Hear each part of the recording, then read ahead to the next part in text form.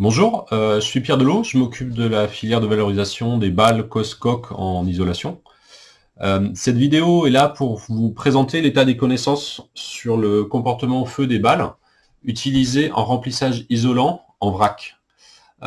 Certaines balles sont mieux caractérisées que les autres, tout simplement parce que c'est sur celles-ci que nous avons pu, pour le moment, trouver des budgets.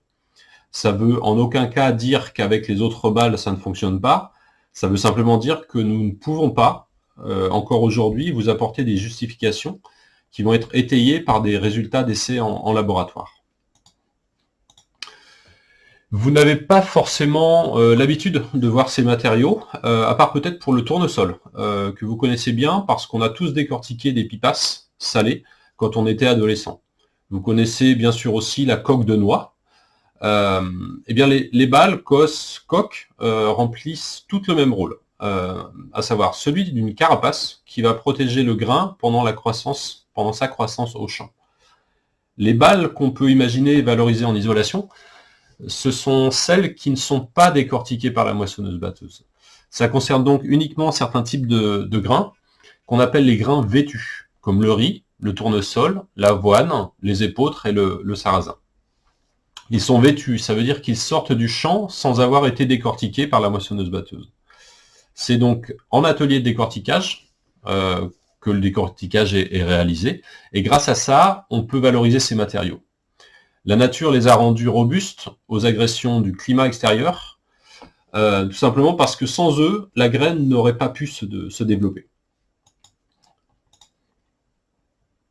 Toutes les balles ont des caractéristiques en commun, à savoir qu'elles sont peu poreuses et assez lisses, voire très lisses en surface. C'est la stratégie que la nature a mis en place pour maintenir le grain dans des conditions d'humidité relativement faibles, sinon il n'aurait jamais pu se développer correctement. La balle de riz a une caractéristique supplémentaire qui provient du fait que le riz grandit les pieds dans l'eau. La nature a donc gorgé la balle de silice. La silice, c'est le minéral à partir duquel on fait le verre. Il y en a à peu près 20% dans la balle de riz, ce qui est très élevé pour un végétal. C'est la partie incombustible de la balle de riz. C'est donc a priori la balle qui aura la moindre sensibilité au feu, parmi les 6 que je vous présente. La coque de tournesol, elle, est la seule qui protégeait la graine de tournesol, donc une graine dont on tire de l'huile, contrairement aux autres. S'il reste quelques brisures de graines de tournesol dans la coque, il reste aussi forcément un peu de matière grasse. Donc a priori, pour cette raison, c'est la balle qui est potentiellement la plus sensible au feu parmi les 6. Je dis a priori puisque toutes les balles n'ont pas en effet été testées en termes de réaction au feu en laboratoire. 2 d'entre elles ont été testées. Il s'agit de la balle de riz et de la balle de petite épeautre.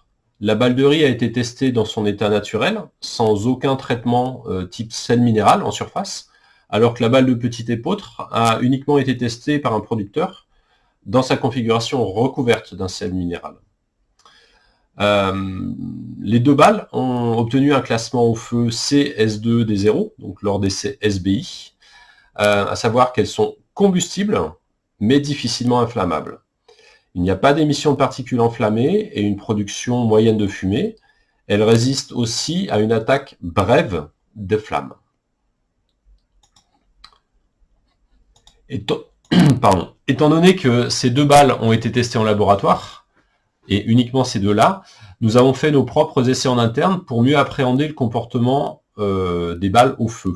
Ces essais sont destinés à comparer les balles entre elles et sont réalisés à partir de 2 chalumeaux allumés en parallèle et réglés au maximum en termes de puissance. Au bout de 2 minutes, les chalumeaux sont éteints et lorsque les flammes s'éteignent, on essaye simplement de raviver les flammes en soufflant sur les braises et pour voir la réaction du matériau par rapport à ça.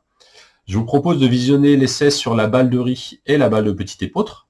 Et je rappelle que toutes les 2 sont dans leur état naturel sans traitement. Donc la balle de riz est à gauche de la vidéo et la balle de petite épeautre à droite de la vidéo. Toutes les vidéos qu'on fait sont visionnables sur le site internet de Bâtir en Balle.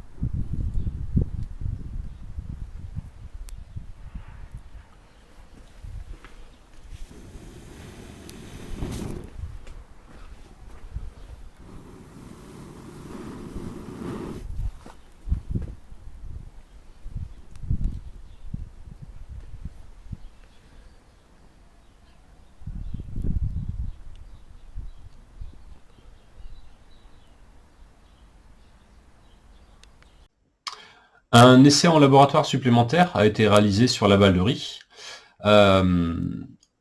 Aucun traitement ignifugeant n'a été réalisé sur la balle, mais la balle a été recouverte d'une barbotine de terre argileuse avant d'être mise à sécher.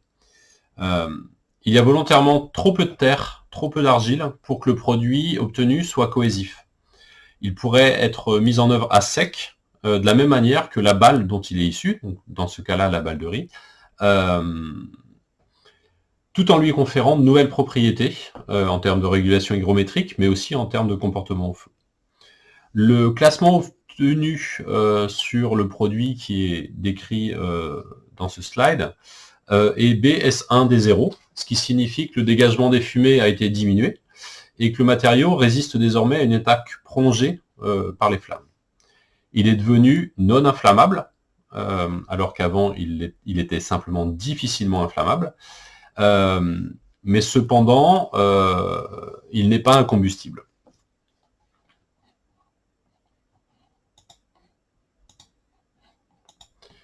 Voilà où nous en sommes pour le moment. Nous n'avons pas pu réaliser d'essai de résistance au feu sur des parois. Seule la réaction au feu du matériau sans parement, a pu jusqu'à maintenant être testée. Toute la documentation sur le comportement au feu des balles est en accès libre sur le site internet de l'association.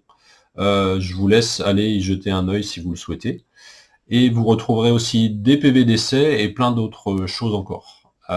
Faites-nous de beaux projets et pour ça, n'hésitez pas à nous contacter pour que tout se passe bien. Merci beaucoup de votre attention et à bientôt, j'espère. Au revoir.